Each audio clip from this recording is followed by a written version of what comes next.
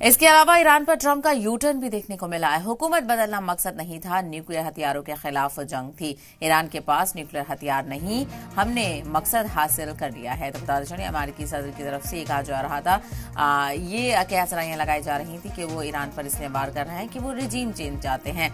लेकिन यहाँ पर अमेरिकी सदर डोनाल्ड ट्रंप ने यू टर्न लिया है और ट्रंप का कहना है कि हुकूमत बदलना मकसद नहीं था, न्यूक्लियर हथियारों के खिलाफ ये जंग थी। तो ईरान पर ट्रंप का यू टर्न, हुकूमत बदलना मकसद नहीं था, न्यूक्लियर के खिलाफ ये जंग थी। तो ईरान के पास न्यूक्लियर हथियार नहीं है, हमने मकसद हासिल कर लिया है। तो अमेरिकी सदर का यू टर्न ईरान को लेकर देखने को मिला है, जहां पर पहले ही कहा जा रहा था कि वो रिजीम चेंज की वजह से लगातार ईरान पर हमले कर रहे हैं, लेकिन उन्होंने यू टर्न लेते हुए कहा कि हुकूमत बदलना मकसद नहीं था, न्यूक्लियर हथियारों के खिलाफ ये जंग थी और ईरान के पास न्यूक्लियर हथियार नहीं है, हमने मकसद हासिल कर लिया है।